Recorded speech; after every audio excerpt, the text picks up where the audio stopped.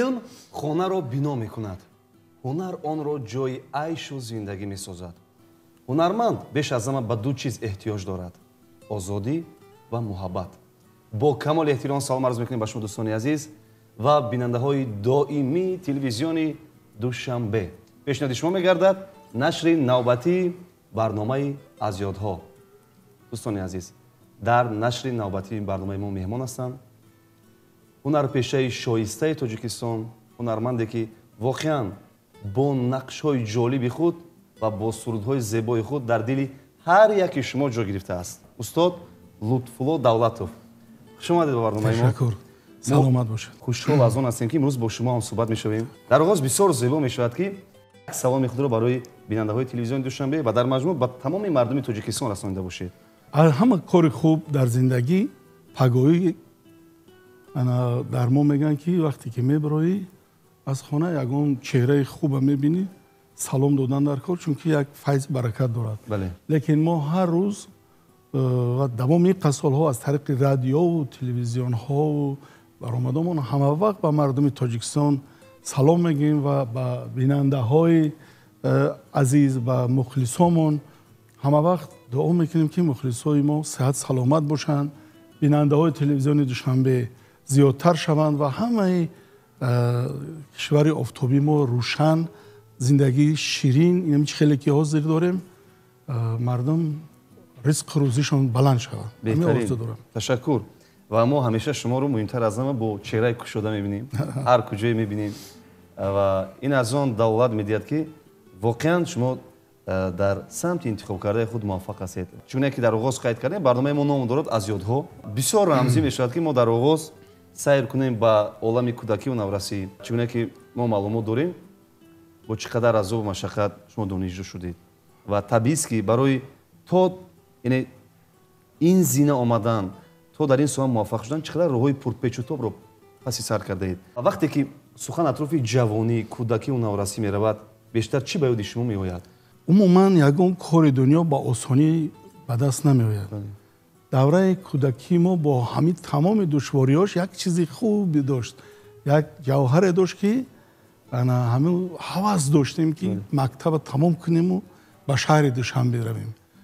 хай меомаданд бачаҳои ҳамон деҳаҳо аз шаҳри Душанбе мӯи сар доштану киртаи вақтҳо киртаҳои нейлон, киртаи сафед, чеҳраҳошон ришошон тарошидагӣ бисёр хушрӯ ва мо нигоҳ мекардем, қафошон мерафтем ва орзу мекардем ки кай мо ҳамин ба ҳамин рӯз мерасида бошем ва барои ҳаминам ҳамин хондан, китоб хондан, мактаба дӯст доштан, муаллима дӯст доштан ба фикри ман дар ҳамун солҳо бисёр баланд буд.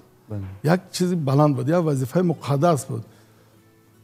Чунки омадани Душанбе ин ҳозир нами одамо мераванд Европаву шарқи наздику Амрико мераванд, меоянд намегӯянд ки куҷо рафт. Лекин ӯ вақт мо вақте аз Душанбе мерафтем, тамоми мардум дар атрофи мо ҷамъ мешуданду мо қисса мекардем. вақте ки ҳавасу орзу ҳаст, хоҳем нахоҳем, ҳамин бачаи ҷавон аз пайи орзуҳояш мешавад. мо ҳам омадем шаҳри Душанбе, хештаборомон дар шаҳри Душанбе буданд, ман аллакай бо Душанбе ошно будам. дохил шудан дар мактабҳои олӣ, масалан донишгоҳу донишкадаҳо бисёр душвор буд. агар мо дохил мешудем ку падаромон мол мекуштанд, гӯсфанд мекуштанд ки бачаи мо дохил шуд.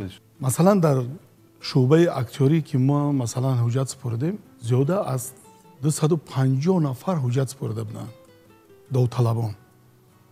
бинен 25 нафар қабул мекард. тасаввур кунед ки чӣ қадар одам зиёд буд. масалан дохил шудан кори осон набуд.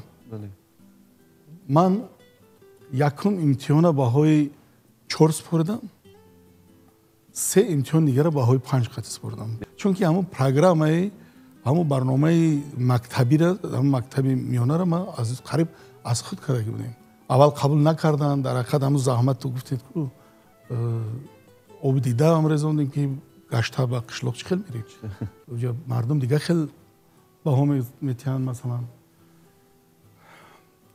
خیلی داخل شدیم خوندیم در شعبه اکتیوری کورس برای تئاتر کنی بادام بود ما را اول قبول نکردن گفتن که شما هیچ وقت بعد ختم اینستیتوت کنی بادام نمیروید که با ما گفتیم میریم بعد ما با در همین خیلی شرطنامه شد نوشتیم که بعد ختم اینستیتوت ما حتما با کنی بادام رفته کار میکنیم و هم خیلی هم شد رفته یک مدت کار کردید 6 ماه کار کردیم که خدمتی عسکری گرفتن بعد رفتیم خدمتی عسکری بهترین و تو جای ما معلومات داریم از دوره جوانی آغاز گردید نقش آفرید در تئاتر در سینما و چگونه که همگان معلومات دارن در تئاتر چقدر نقش‌های ماندگار دارید از جمله جیان خیره نای سیرنوک و دیگر صحنه‌ها گفتن لازم است که در نمایشنامه‌های تلویزیونی نیز بنیاد صحنه‌های مشهور دارید و از همه مشهورترین صحنه البته صحنه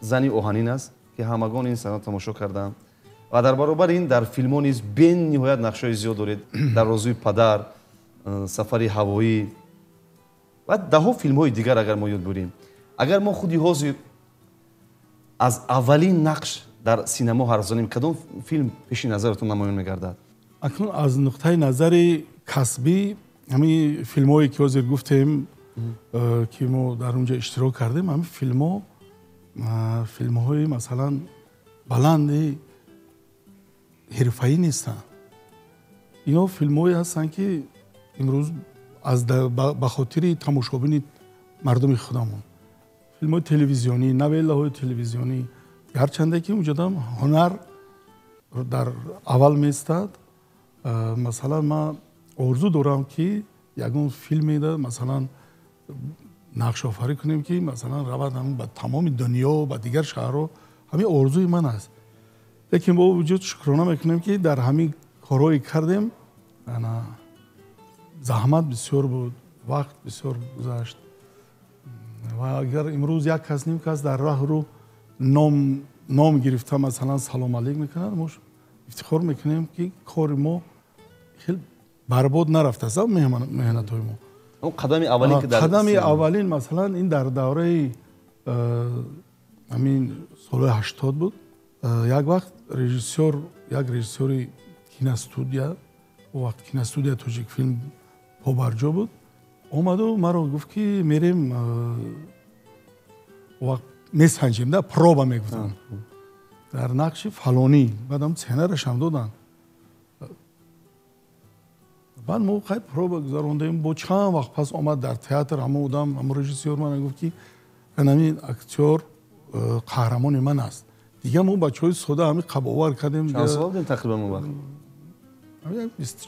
24-25 ساله گفتیم که اکنون وقت از همه این افتخار همه بود که در کینو رول بازی کردن خیلی ما کسب اکتوری خوندیم و هر کس رول در نمیگرفتن رولو بسیارتر نقشه را از دیگر دولت هم دعوت میکردن نقشه توجیکو را بازی میکردن من دیگر شب و روز خوابم نمیبرد که ما در فیلم بازی میکنیم بعد اومده فهمیدیم که اون رولا یک کس دیگر را داده بودن مورا وقت هم خیلی بود نه در همین یک فیلم چند نفر باید میسنجیدن و یکیش رو انتخاب یکیش هم میگرفتن ما هشتم بودم اونجا چندم بوده نگذاشتیم بعد همون بر اومدم که همون آدم رژیسور از پیش من بر اومد من خیلی نگاه کردم برای که باید بسیار دلی مرا پر کرده بودن گفت زیق نشاو گفت من در همین فیلم مانده نکنم این رژیسور یونس یوسف بود فیلمی همین حاضر بسیار میرود از طریق تلویزیون ما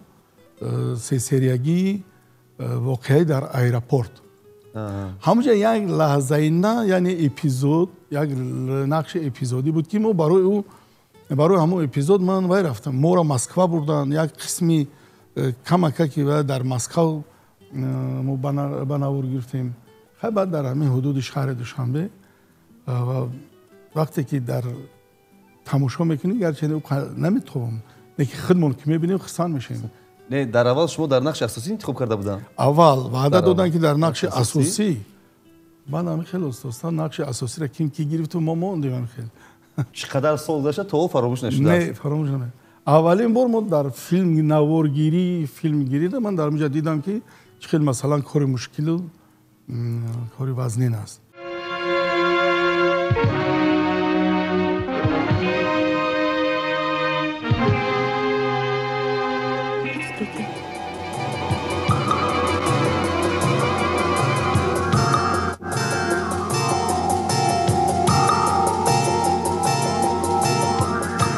Можете уносить.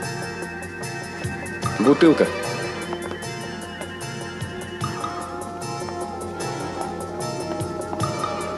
Осторожней. Взяли?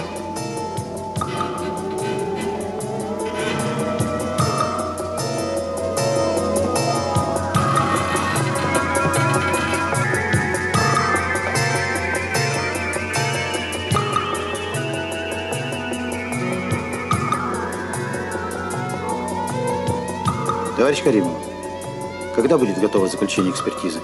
К утру, товарищ майор. Хорошо.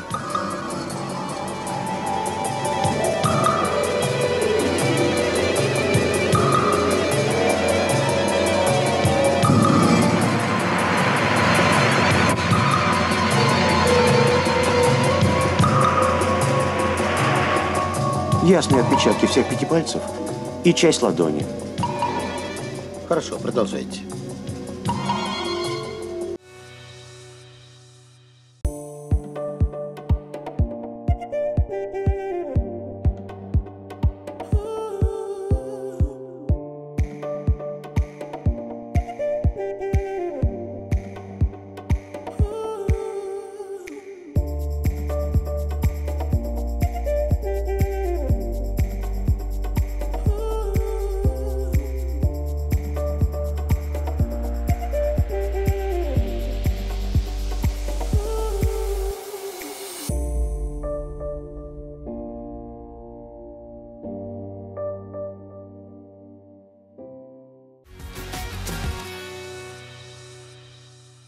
намоишномаи зани оҳанин, намоишномаи телевизионӣ гуфтам лозим аст ки яке аз машҳуртарин намоишномаи телевизионӣ аст ки то ҳоло тариқи телевизион пахш мегардад, тариқи телевизиони давлатӣ пахш мегардад ва муҳимтар аз ҳама мо махсусан насли мо бо тамошои ҳамин намоишнома калон шудем ва агар ҳоло ҳамин намоишномаро пахш кунам боз мешинем тамошо мекунем. Ин ман фикр мекунам як хусусияти ҳамин намоишнома дар он аст ки дилбазанкунанда намешавад.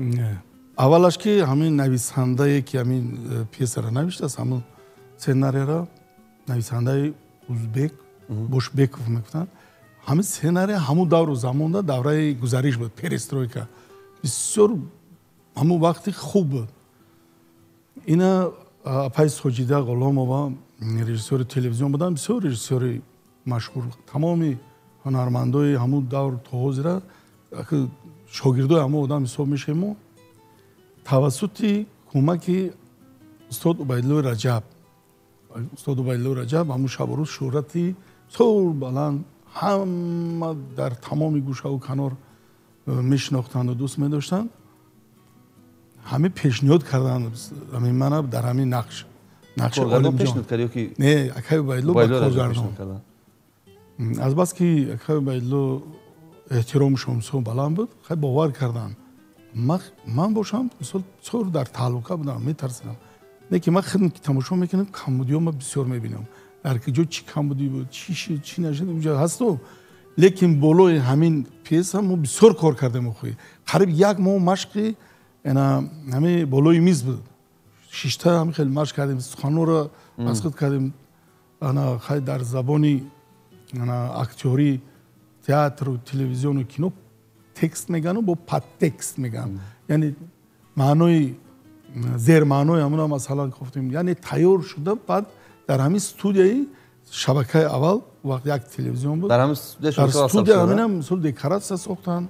агар мо гӯем ки ҳамин нақш намоишномаи телевизионӣ зани оҳанин сабаб шуд ки шуморо ба мардум муаррифӣ кард хато мекунед? не ягон зара чунки он вақт барномаҳои телевизиони Москав марказ буд он вақт масалан фақат як время мемонданд барномаи ахбор время ним соат мерафту соати 6 сар мешуд барномаи телевизиони Тоҷикистон то соатҳои 12 ягон филм мемондад тамом мешуд то 12 бо пагоҳ сар мешуд. خلاصه کم بود برنامه افیر مردم فقط تلویزیون تماشا میکرد نه تلویزیون هم اون وقت نه پیدا شد تلویزیون خانه های مردم ده بله بله برای همین هم همین برنامه همین نمایش زن آهنین نه تمام مردم تاجیکستان دید و تو همه تماشا میکنن و از همین سبب هم همه کی باید لو همه اشتراکچی ها و اینم ما هم میمون دیگه گویا که بین مردم ده شناخته شدیم کوچکارا که او من به معلوماتتون آخر مش روبوتی غیر مقرری پخته چینی آفریدم روبوت یعنی ماشینا آخر ماشینا باشد ماشین ساز ده آخره مثل همه ماشین ها ماند بنزین خورد کرسی سلیرکه خورد آخر برفته در گراژ استاد اومده بالای سر آدم باشه نه ساختی بالای سر آدم به راست میگه آدم گران گران شب خوب نمیره آدم ماشین سازی آدم سازی آدمی درست ساز چون اسکیلی درست خیلی شما نمیفهمید من با شما 1000 بار گفتم 100 بار گفتم باز میگویم که آخر من میدونید آخر من جهت استتیکی مسئله رو به نظر گرفتم و رو به مانند آدم ساختم او چه نمیفهمید 100 بار فهمونده من اگر ما مشاهده کنیم از همون سالها خیلی کم نمایشنامه تو امروز آمده است همون زمان مشهور بود لیکن اگر ما خودی حاضر نام آنها رو بگیم شاید هم محبوبیت خود رو کم گم کرده است بعضی نمایشنامه‌ها که همون زمان مشهور بودند اما اگر خودی حاضر درباره زن آهنین نقل کردیم تا حالا همون محبوبیت خود رو گم نکرده است بسیار نمایش‌های عالی‌جناب همون دور و زمان بود افسوس که اون وقت لنته بود در رولون لنته ده ثبت میکردن همون لنت‌ها با مرور وقت کنده شدن و نیست شدن و رفتن امکانیت پیدا شد اگر همون وقت کاست‌ها نیست کمتر در این کاست‌های حاضر زمان گذراند دیگر شما مثلا اکای بایدلو در زنگیری چقبای بود و نیرنگ‌های میسره بود و اینقدر خیلی بغرض پند و بغرض پند تمام مردم منتظر می‌استاد همون روز همون تماشا میکرد اما شما در اونجا نقشی اختراعکار اگر به طرز دیگر بگیم کنسترکتور این نقش برای شما من ناشناس نبود و یا اگر به طرز دیگر گوییم در یک صحنه نقش آفریدن با بایدلو رجب مشکل نبود اکای بایدلو قطعی نقش آفریدن یک افتخار بود در کوچه گشتن هم افتخار بود لیکن در همون وقت مشق در وقت ثبت مرا بسیار میخندوندن میدونید که من کم ترک این ایرادایم هر کار تست میخندم کو همین میدونید که او میدونه چیزا بعد مرا بسیار میخندون جای اونجا بعضا احساس میشم برادرم زنی آهنین بعد من به خنده میگذروندم بایدلو متنی همون زنی آهنین بسیار بداخلی همین دفترهای 12 ورقه میگفتیم همون وقتا من 24 ورقه دا متن من نوشتگی بدم که همه او را در یاد نمیموند من یک پاپکه یک دیپلمات داشتم اگر داشت بیاتون باشد در همون سپکتاکل اونجا در برابر گویا کاسته ها و چیزای انجینری با من اونجا چی هم داشتم انا متنی همون یک موندگی بود همون تکست دیگه بیننده نمیدید نه؟ بیننده نمیدید ایرا که بایدلو میدونست که من خانم تا آخر سوز نمیدونم فراموش میکنم انا اولم جان بعد همین کیم چی شد من بعد خیلی نگاه میکردم ایمان همین چیزا تا میگفتم میگرفت محکم کرد دیپلمات ما خیلی میخندیدم های مرحمت انا باور کنید خوایل مره ای توبه عالم جان لبه مانید شما عالمیتون یک طرف مانید کنی با تمام مرحمت کنی همین به صحرا برآمده قطاری همین مردم همین کار کردن علامت خان پخته شدن علامت خان ضرور می آب به همینم این کار خانه این رو شستشو این گاو و گوساله این خوراک پزی مهمان قبول کن این دستور خانه چای جاشان درست به همینم کار اینا با برآمده همین پخته چیدن همینا هیچ من باور کن اکنون خوراکا به این مسئله هم تو سال نظر کردن خطاست. اون در اینجا سخن نه تنها درباره زن شما میرود بلکه عموما درباره زن و دختران میرود. اینجا گپ درباره زن ما میرود. اگر باید قریب تمامی نمایش و نقشهایی که آورده است بسیارش ایمپرویزاسیون بود. یعنی از پیش خودش مثلا میگفت مثلا همون یک نمایشی که نشون دادن نخ پیچیده و با قیف و اونجا اون متن نخونه این چیزو نیست. برای همین بزرگی اکای بایدلو همون وقت وای بود. خیلی یادشون بخیر. بله. و در واقع یک نمایشنامه تلویزیونی شد مهمتر از همه. چقدر سال گذشت تا حال همه تماشا میکنن. از همه مهم همین است که صدها مرتبه تماشا کرده باشی باز در تلویزیون پخش شود می‌نشین تماشا میکنی. از همه مهم همین است. یعنی این دولت از اون میدید که هم اونقدر جدیتی دارد مهنت که هست تازه کار کردن همون چیز هست. یعنی همین زحمت باعث گردید که نقش ماندگار گشت. فیلمی سرنوشت این فیلم من فکر می‌کنم تماشا کرده است. بله. شما در اونجا نقش یک مردی سخاوتمند، دلسوز، غمخوار و مهربان رو اجرا کرده. خدمت من خیلی در زندگی همین بسیارو در حقیقت هم همین یتیما را گرفته فرزند خوندن و مثلا امروز شوهر دادن و زن دادن و حاضرم ما شاهد بسیاری چیزا هستیم. همین موضوع همین فرزند خوانی بود. این مردکی که در اونجا نقش بازی میکنه من بازی کردم در حقیقت هم مردکی منصبدار و صاحب همه چیز خانه بود رو یک دخترچه داشته است. همون دخترچهش قطعی یک بچه دخترچهش کسل میشود و از دنیا میرود. این دخترچه‌ای که گرفته تربیت میکنند عیناً همین مانندی همون است. همین میبیند خونش میبیند همینجا شب خوابش نمیبرد.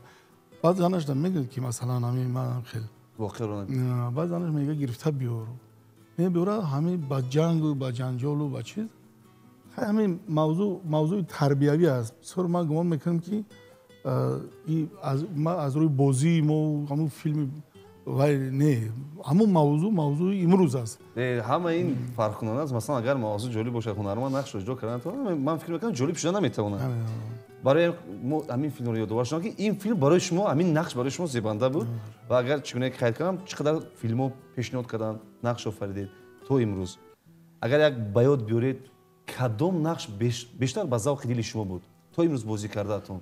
کدام هنرمندی که نباشد یک گپ دارد میگم من حاضر رول نقش آرزوی خودم بازی نکردم و منم همینجا میگم من در اول گفتم که من آرزو دارم که در یگون فیلمی بسیار جدی یگون نقش جدی بازی کنم. ما منتظریم باید فیلم‌های با قوت‌تر رو دیدنی. مثلا ما یک چند سال پیش یک کینا فستیوالی توشکان من حضور داشتم ما هم رفتیم فیلم‌ها رو پیشنهاد کردن همین یک فیلم قزاقی بود زال خنک زمستان بود همین فیلم تماشا کرد از زال مردم نمیرود فیلم تمام شده است قرصک میزنن نمیرود همین خیلی ما حس میکنم که چقدر همون زحمت چقدر کادرها چقدر کاری اپراتور چقدر کاری رژیسور کاری اکتور همه مثلا در جوش ما همین چیزا آرزو داریم که همین چیز شود مودا اگر این خیلی حاضر مردم دنیا رو حیران کردن نمیتونی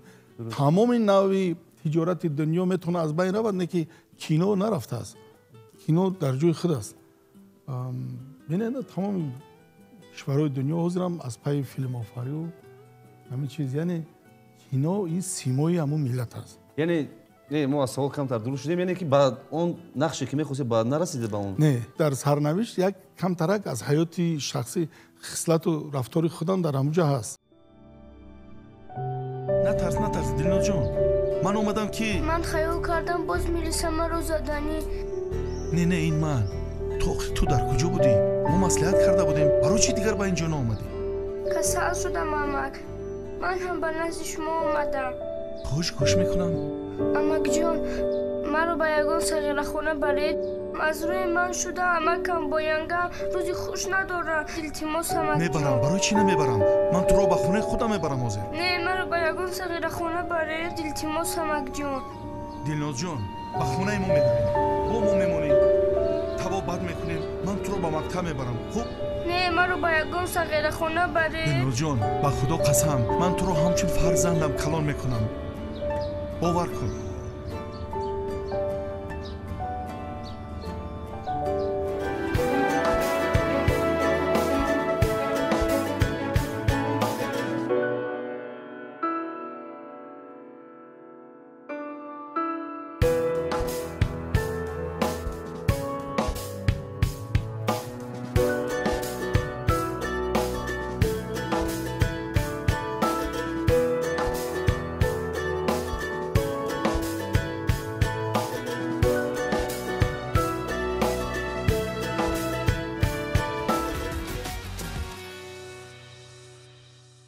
کار ایجاد خودش همین خیلی است ذکری جون. ایجاد کار. مثلا هر یک شاعری به هنر هم یک شعر خوب دارد. هر یک آوازخوان سست هم یک سرود خوب دارد. هر یک اکتوری به هنر هم یک نقش ماندنی دارد. مثلا ما هم چند تا فیلم ها بازی کردیم در سال قدر گپ و کار و کاروی ما کرد کم دست زدیم لیکن همون زنی آهنین گفتی اینا حاضرم گفتی کو زنی آهنین که چند سال پیش بود سال 86 تصور کنید حاضرم میریم ما بسیار جدا علم جان میگن بعضا من خودم حیران با اوینا دا نگاه میکنم مخمو سر صفحه شده است خیلی سیکا و صورت دیگه شده است حالا میشناسن از همون نقش علم جان بله ما از موضوع دور میرویم تقریبا 35 سال پیش بود بله تقریبا 35 سال پیش بود اما چگونه قید کردید که ما دیگر شدیم من فکر میکنم اون قدر دیگر هم نشدید همون آرایش مویسر لیکن من از روزی که شما رو میشناسم همین آرایش مویسر همین زیبایی من فکر میکنم این در صنعت هم مهم است برای که اگر همین مویسر خیریت که نریخت اگر میریخت او آرایشی میگفتگی نمیشه همین سببش همینه عموما سیمای زیبا در سینما لازم هستن سیمای اگه ما ستاره‌گر میگیم کو همورا در زبان کینو ابیانی میگن مثلا همین ستاره گرم هست که مثلا خشرو نیست نه که همودا تمام رژیسورها همودا میچسبن خیلی نبینیم اگر کینوی جهانی و شوروی را بگیریم مکرتیچن گفتنی فرونزیک مکرتیچن حاضر به همین نزدیکی یک برنامه شدیم و دنیا گذاشتگی آخه خودش میگه که آخه ما مرا کجا میبرین برای بینی کلون و برای چیز نه که همو بینی کلون شاید همو رنگ و روش مثلا او را ویزیت نکرتش که یعنی همو سبب شد که او جهانی شد مردم دنیا باید شناخت اکنون با هست رولی نقش های در فیلم مثلا منفی هست نقش های مثبتی مثال هر کس هر یک تهیه‌گر میخواهد که در نقش مثبت یگون جوانی قد و قامت و زیبا و بگیره به نزدیکی یک آدم اومد و مرا گفت که اکیلت فلو ما همین فیلم شما رو چند تا شدیدم همین حتی یک جدا گریه هم کردم و همین میخوام قطعا خیلی آدمای خوب بازی کنین پدری بهترین بازی کنین انا استادی بهترین بازی کنین خواهش میکنم التماس دارم از نام علی علم یگان رولی گنده را بازی نکنین میگه رولی آدم گنده چی بگم اگر هنرمند باشن من آرزو دارم یگان رولی نقش همین آدمی باید بازی کردن اگر از اوداش برون این نقش کوخی اگر ما با بالیوود هم گالیوود هم اهمیتیم اونا مثلا وقتی که نفری که سیمای زیبا دارد در نقش اساسی باشد در بالیوود دیگر نقشایی که هست باید از این زیباتر نباشد همه نقشا همین گونه است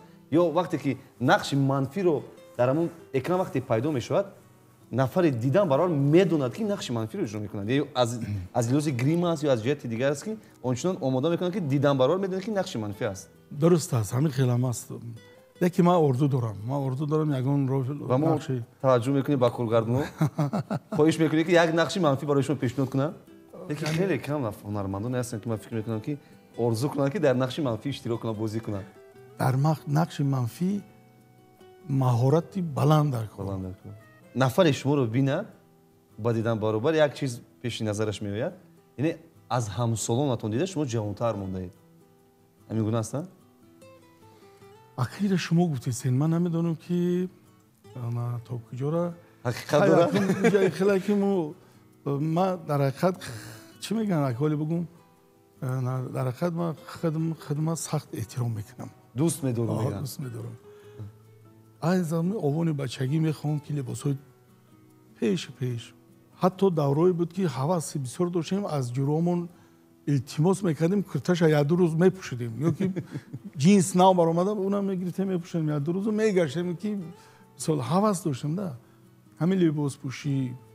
баъд муҳити шаҳр чандин 10 сол аст ки шаҳрда ҳастем. баъд зиндагии хуб, зиндагии ором, ширин, хонаи обод, фарзандои бисёр нозанин, ҳамаш чӣ мекунад?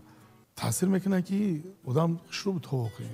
ин ҳам синни соли шумода ман хеле хушрӯ будам, оне ки та нигоҳ кесам ту хушрӯтари.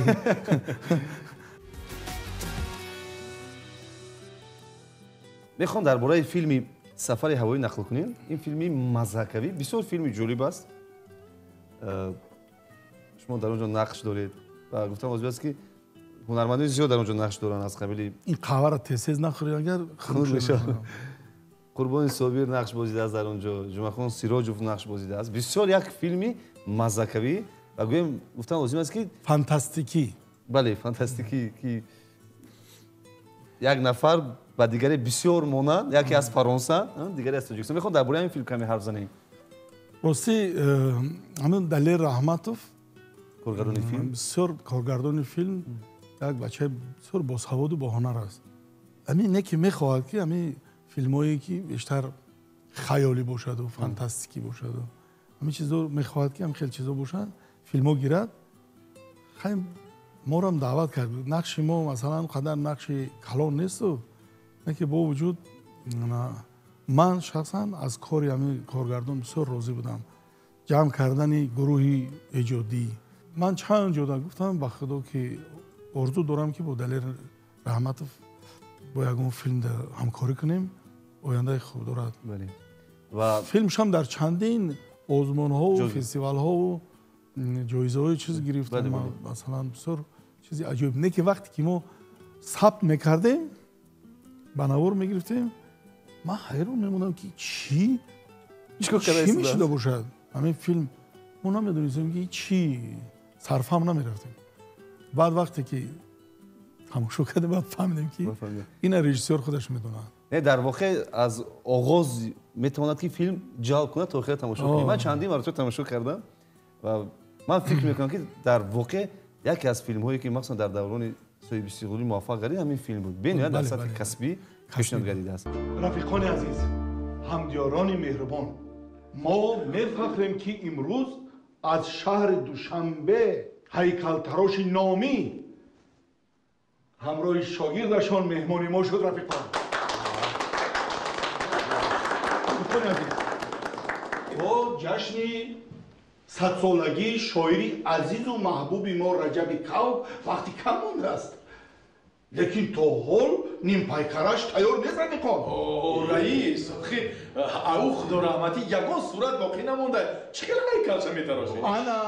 ана барои ҳамин ҳам ҳамаи шуморо ман ба ин ҷо даъват кардам ки якҷоя дар ин бора фикр кунем. рафиқон, дуруст. агар аз авлодаш ягон кас монда бошад, аз рӯи он кас мо метавонем нимпайкарро тарош. мебахшед, аз тарафи очаш ё оташ?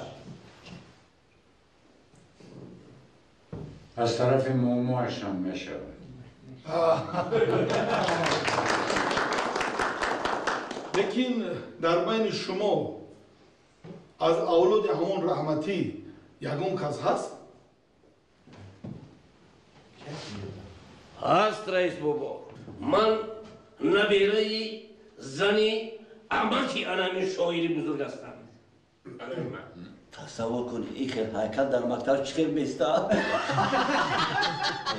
бародарон, биёед аз пиронсолҳо пурсем ки шакли ҳамон инсон чӣ хел буд? ҳамин одаме буд ки хашдарози хушро буд.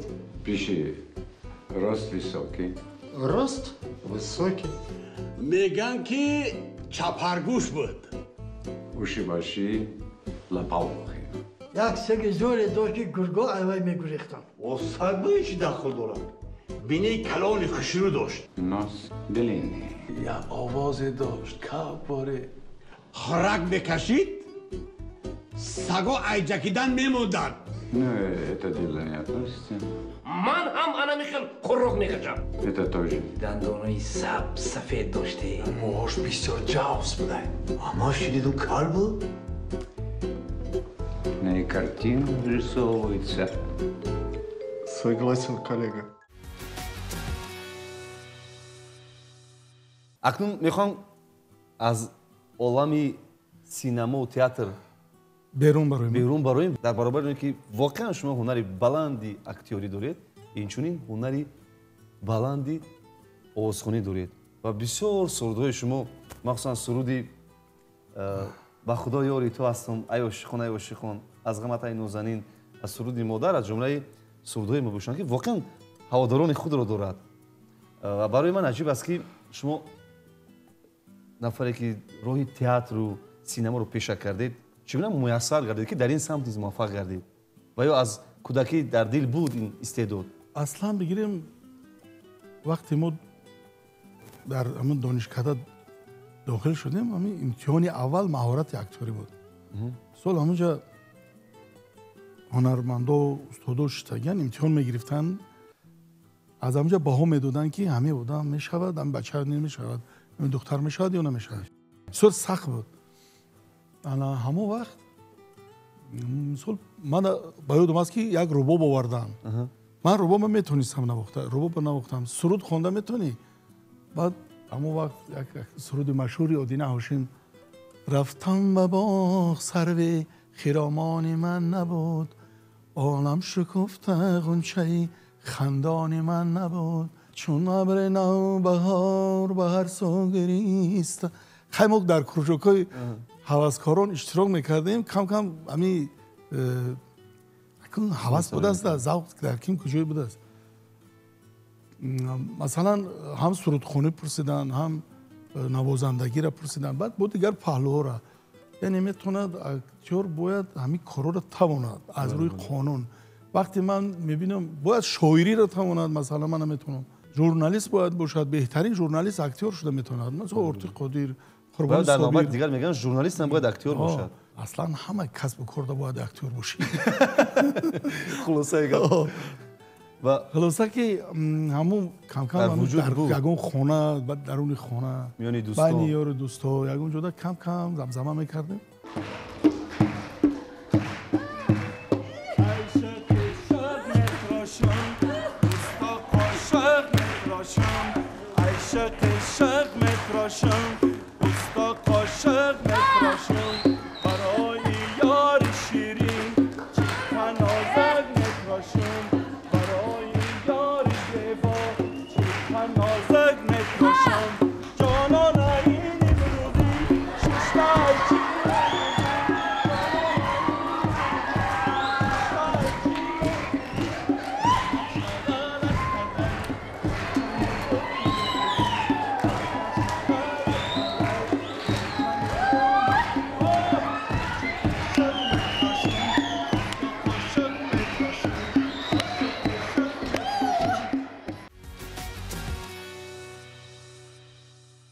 خاکستر غم باشم به خاکی درت مادر مشهورترین سرودی شما است ولی ما میخواهیم که با یگون دیگر باز بخونیم که اگه با مشهورتر شد تمنا میکنیم این چیز رو اما تا حالا من فکر میکنم از همه سرودی مشهور با ویدیو کلیپش پیشنهاد گردید من فکر میکنم همه خوب قبول کردن همین سرود رو تا جایی که معلومات دارم از روی همین سرود دو واریانت ویدیو کلیپ ثبت شده است یک واریانت پیشتر بود و یک واریانت دیگر در استودیو یعنی اگر ما گوییم که همین بسیار نفران مردم مثلا مخلصان شما مردم تاجیک بعد از سراییدن همین سرود آگاهی پیدا کردن که شما استعداد سرایندگی دارید خطا می شود؟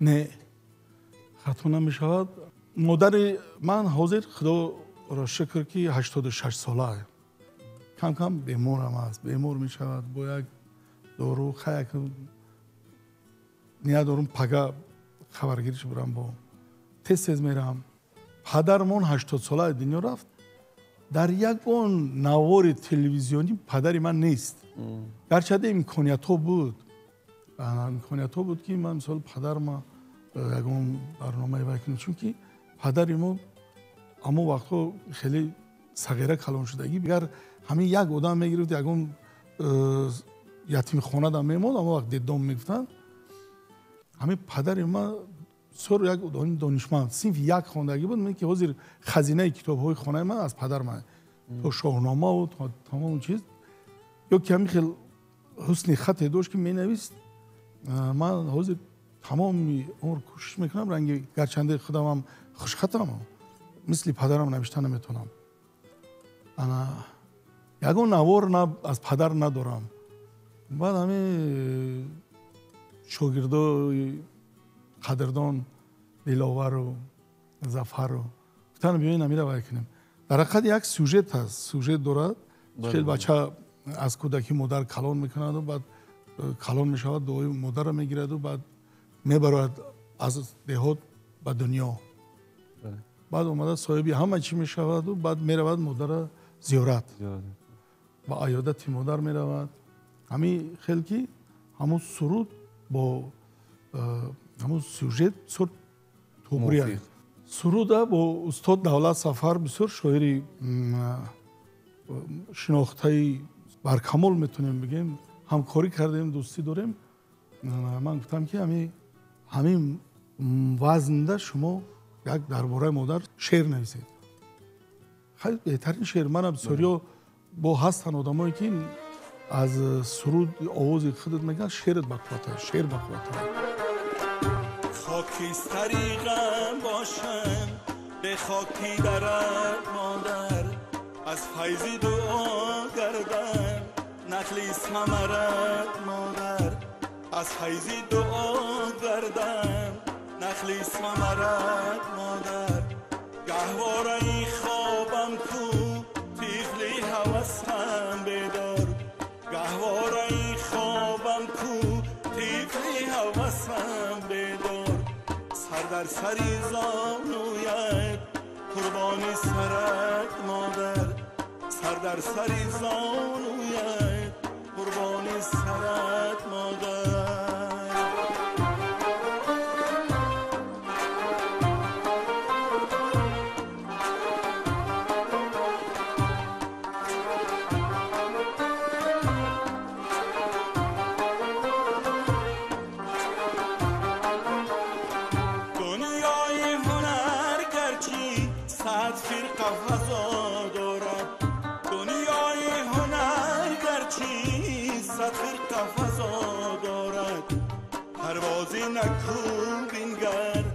از بال و پرت مادر پروازی نکو بینگر از بال و پرت مادر سراب نمیگردد نظاره ای روی من سراب نمیگردد نظاره ای روی من مهر است برای دل چشمانی ترت مادر مهر است برای دل چشمانی پرت مادر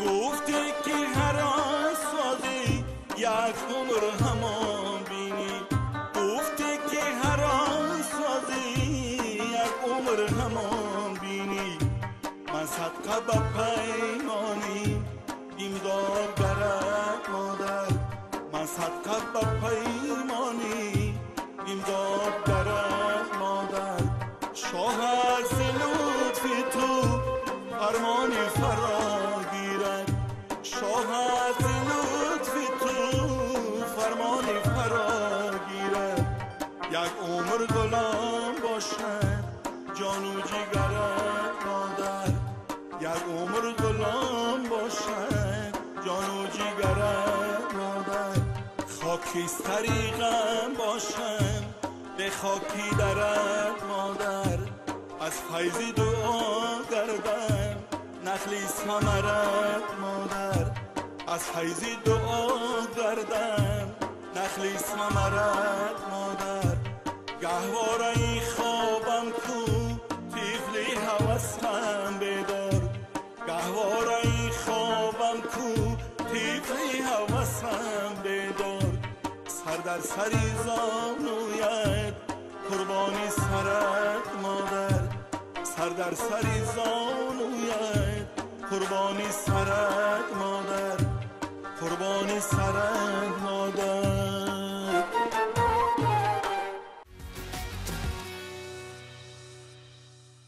در گردن خود همه مرجان کرده ای حال دل من زی خود پریشان کرده ای چه تاریخی دارد این سرود مخصوصا من برای من بین میاد این سرود پیسا و اگر گویم که از دیگر سرودات یا این سرود زیباتر و شیرینتر خونده اید خطا نمیکنید تشکر راست گپ هر چیز یک سبب دارد این سرودی و خدایاری تو هستم این هم همی خیل نوشتی همی سرود هم همی خیل است یک وقت یک حافظ با خوردیم در همه شهر دوشنبه که از طریق تلویزیونی همه کلیپوش هم تماشا میکردم همه سرودی به خدایاری تو هستم همه خواندگی بود بعد من قطعش سلام کردم گفتم که اجازت شما هست که من سرود بازخوانی کنم او بسیار همین یک کاش که گفت این هم همین چیزی است که با کار کرد شدگی دیگه خیلی ما گفتیم خیلی دیگه خیلی کار کردیم با طریق خود ما او چیزی که مود معقوله در گردن خود همه مرجان کرده ای حال دل مز خود پریشان کرده ای در گردن خود همه مرجان کرده ای حال دل مز خود پریشان کرده ای تو اسم زدی قاشای پیوست خدا با یک نگاه دل من حیران کرده ای با یک نگاه دل من حیران کرده ای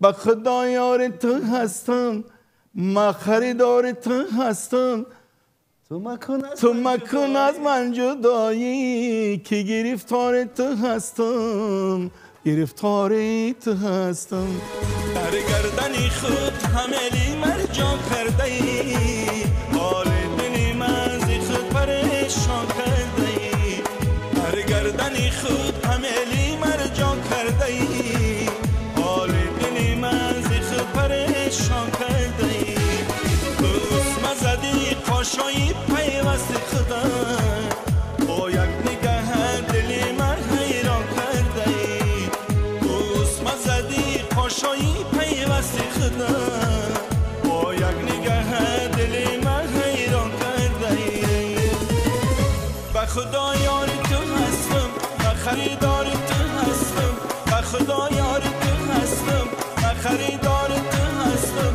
تو مکن از من جدایی که گرفتار تو هستم گرفتار تو هستم تو مکن از من جدایی گرفتار تو هستم گرفتار تو هستم صحنه جیان خیره چون که ما در پیش دربارش حرف زدیم گفتم لازم است که یکی از صحنه سیر تماشابین بود صحنه تئاتری و در این شما نقش اساسی رو اجرا کردید در اون نمیدونم ایمپروویزاسیا بود و یا که در سیناری بود شما سرود سرودید آی گندم لاله میانی گندم لاله آی شیخ شده‌ام و دختری قیم غاله من فکر میکنم من نمیدونم شاید خطا کنم همین سرود جالبیت نقش شما و جالبیت همین صحنه رو زیاد کرده است همین گونه کاش که ما همه آرزوم همین بود ما راست گپ وقتی که همین پیس را گرفتیم تصدیق شد و باید به صحنه بذاریم این پیس استاد شادی سالیوف نوشته سر یک حج و یک یومری عجایب قطعی نوشته لیکن با کاری مثلا تئاتر همین است که در دوام کار در پروسس کار مثلا با دیگه چیزا پیدا می شود و بعد با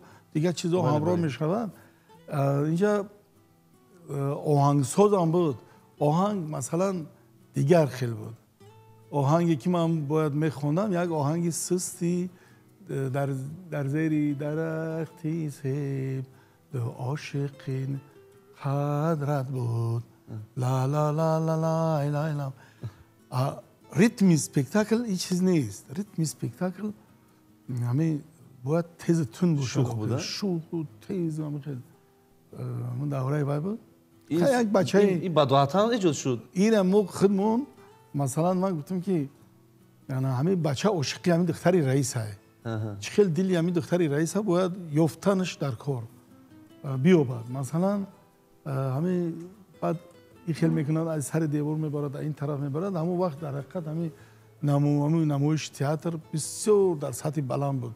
باور میکنید وقتی که ما خودمون لذت میبردیم انا میخواستیم که هر روز بازی کنیم و هر روز هم همین تمام دانشجوهای همون دور زمان ولی هم میبینن قدای را بعضی‌هاش میگن که ما هم جیان خیرات آماده بودیم استودنت بودیم نوبت میستودن در تئاتر کوزی خیلی کمی کو انا با بعدی خیلی ما جوانتر بودیم خشروتر بودیم انا با بعدی نمایش هم ما را منتظر میستودن و گلو بعضا نمیتونستن در صحنه داده در بیرون میدادن و بعد ما وقت ترلبوس از همه نقلیات رقمی تمامی مشهور شهر دوشنبگی بود تا بازار پتوفسکی میگفتم تا همجا خطی ما صحبت کرده میرفتم. این سرودم از استاد جمعه خان سفر رو میخوان ما ثبت داشتیم لیکن همه جا یک روز در وقت همین مشق ما همین سروده خوندم های گندم لالایه میان گندم لالایه های عاشق شدیم به دختری خیغاله. این همین موضوع بود داخل. بعد ما را انا همین سروده میخونی سینره دیگر شد. همین خیلی همشید که وقتی همین سروده خوندن در تالار قرصک میزدن. بگذار تمام اهل دیها بدونن که سعید گفتنی سگره این طرف دیوار با خوبون این طرف دیوار عاشقای های گندم لالایه میان گندم لالایه های عاشق شدیم و دختری خیغاله های این دختری خیغاله با ما دلداره های چشمانی سیاه زبان بلبل داره.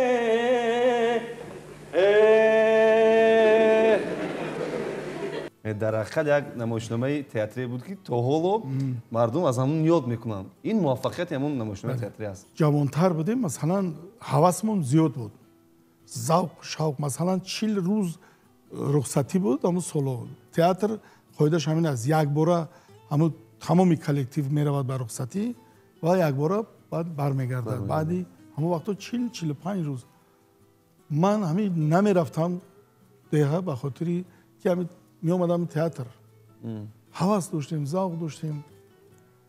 اون چیزی که مثلا شوق و ذوق بیشتر باشد کار خوبتر می شود.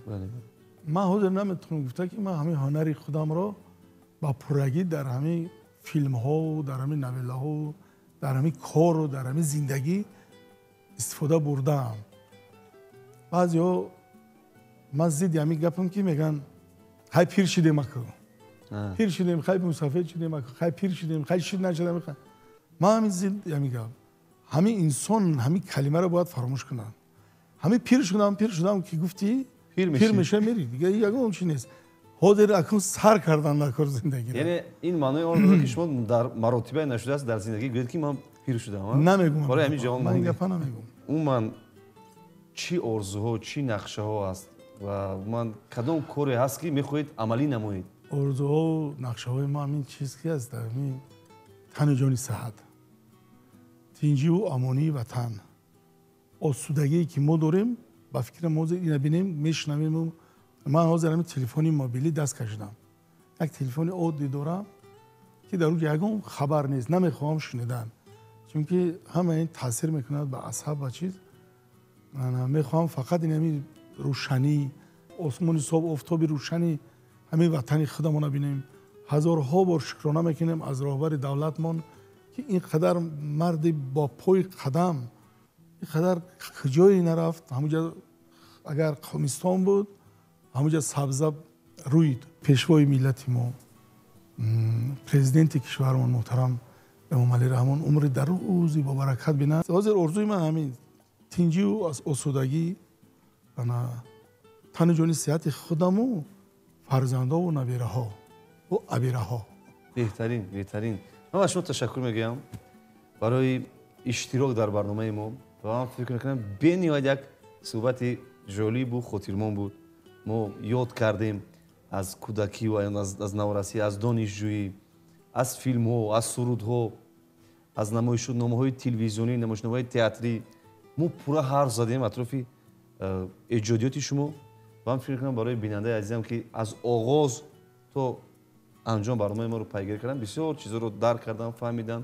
ман ба боварӣ метавонам гӯям ки ҳар нафаре ки ба телевизион пайваст шуд ба дидани ин барнома то охир барномаи моро ҳамроҳӣ кард, тамошо кард ба он хотире ки дар барномаи мо иштирок дошт ҳунарпешаи шоистаи тоҷикистон устод лутфулло давлатов. барои иштироки лутфи бисёр хуб дорем. бисёр ман ба зикруҷон ба худат муваффақиятҳои бисёр баланди эҷодиро орзу мекунам. ояндаи дурахшон ба шумо орзу мекунам. мо бисёр тамошо мекунем телевизиони душанберо. баробарияти телевизиони душанбе ба шумо ташаккур мегӯем. ташаккур. бори дигар хуш омадед ва таманно мекунам ки ҳану орзуе ки дар дил доред ҷомаи амал пӯшад. бори дигар хуш омадед. дӯстони азиз, бори дигар ёдовар мешавем суҳбати ҷолибе доштем бо ҳунарпешаи шоистаи тоҷикистон, ҳунарманде ки бо нақшҳои ҷолибу мондагори худ дар дили ҳар яки шумо ҷо гирифтааст, устод лутфулло давлатов. дар ин ҷо бо шумо хайрхуш мекунем. ҳафтаи баъдӣ боз бо чеҳраҳои нав ба дидори ҳам мерасем. то дидори омадӣ.